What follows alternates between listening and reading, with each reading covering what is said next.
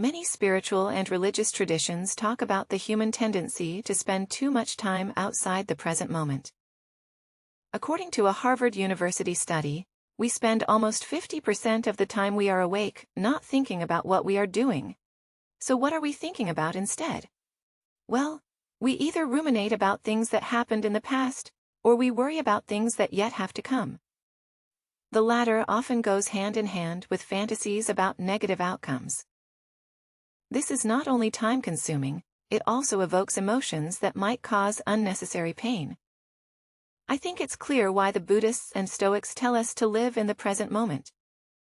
Now, the big question is how, in this video, I will present you 8 ways to enter the present moment. First of all, thank you, Marilyn and Dylan, for your PayPal donation, and thank you, Rex, for supporting me on Patreon very much. Appreciate it. Now, let's dive in. If you find yourself lost in mental chatter, there are ways to get out of this. These are often simple tricks that, however, take discipline to pull off. I'll start with the first one: breath meditation. An easy way to find relief from overthinking is watching the breath and how the body and mind reacts to it. The Buddhists call this anapanati, which means mindfulness of breathing. This is not the same as breathing exercises, in which one purposefully controls the rhythm of the breath based on the Buddhist. We can do breath meditation in several stages. The first stage is the contemplation of the body, thus watching the breath and sensations of different body parts. The second stage is the contemplation of feelings like anger and how they linger in the mind. The third stage is focusing on thoughts and how they come and go, to feeling the inner body. Most of our bodily processes go completely autopilot. An effective escape from the immersion in all kinds of thinking patterns is focusing on what's going on inside.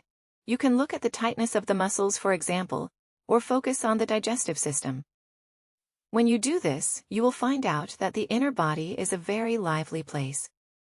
Keeping your focus on the liveliness keeps you in the now and makes you calmer. This is basically a part of Buddhist breathing meditation, but it can be used as a standalone practice as well to trick the mind into the present moment immediately. Spiritual teacher Eckhart Tolle teaches this practice in his book, The Power of Now, linked below. 3. Touching touch is another way to get rid of the maelstrom of thought. There are different ways to do this. One of them goes simply by sitting on a chair and observe how the buttocks touch the seat. Another method is holding a small object in your hand, like a marble, or perhaps a piece of food, and focus on how this feels to your fingers. Or how about focusing on the simple act of washing your hands and brushing your teeth? We mostly aren't very mindful of these daily activities because the mind is somewhere else. But there are great opportunities to become present for reciting mantras. A mantra is a sound that could be sacred in nature, and could also consist of a word or several words. The most basic mantra is which they call the source of all mantras in Hinduism. But there are countless other examples of mantras in Buddhism. It is the recitation of the name of the Buddha. Once I spent a few days in a Hare Krishna monastery, and the monks there recited the same sentence over and over again in Islam. They also have a mantra which goes like this: I la la la la la, which means there's no God. But Allah mantras don't have to be religious though. And there's no consensus whether a mantra should have meaning or not. But the repetitive nature of engaging in mantras, also called mantra meditation, gives the mind something to focus on that happens in the present moment. This quiets the mind. 5. Waiting for the next thought. The first time I heard of this trick was by Eckhart Tolle, again from his book, The Power of Now. This practice is terribly simple, yet surprisingly effective.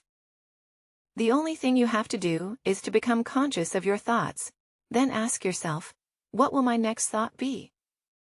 If you really focus on the anticipation of your next thought, something special will happen. Try it yourself and you'll see what I mean. 6. Awareness of silence. If you listen very closely, you will discover that the world is never truly silent.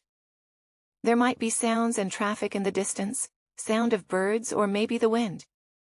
Even if you spend time in an anechoic chamber, you will not experience complete silence as long as your breathing and your body is alive, which obviously produces sound, what will happen? However, is that you become aware of the more sophisticated sounds of the environment. The mind becomes very curious of what's happening in the distance, and will focus all its attention on discovering silence in solidity. 7. Listening closely to words. This practice works for social anxiety as well. In fact, Dr. Jordan Peterson proposes this practice to overcome the fear of talking to people by listening closely to what people have to say. You basically shift your attention from your thoughts to the person speaking. Having dealt with social anxiety myself, I can say the following: when I'm socially anxious or shy, I'm entangled in thoughts. Like, what do I have to say now? What can I say to impress this person? Or why the hell did I have to say this? The nature of these questions is that they relate to the past and the future. Thus, when someone is speaking to me, I rather focus on what I said earlier, or what I am going to say, instead of truly listening. The secret is when I fully focus on what a person is saying. My own words often come naturally and without hesitation. 8. Focusing on movement every day, we make a series of movements that are basically on autopilot. This could be cleaning, doing the dishes, walking from home to the bus station, sitting down, standing up, going to the bathroom, or shaking hands with people, because such movements are of frequent occurrence. We often don't pay any attention to them. Instead, we think, plot, ruminate, worry, etc. Now, instead of spending time in our minds, we can also focus on these ordinary movements.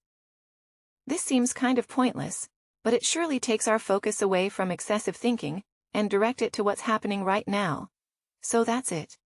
I hope these methods help you to become more present. They sure help me, and believe me, I've always been a chronic overthinker. Thank you for watching.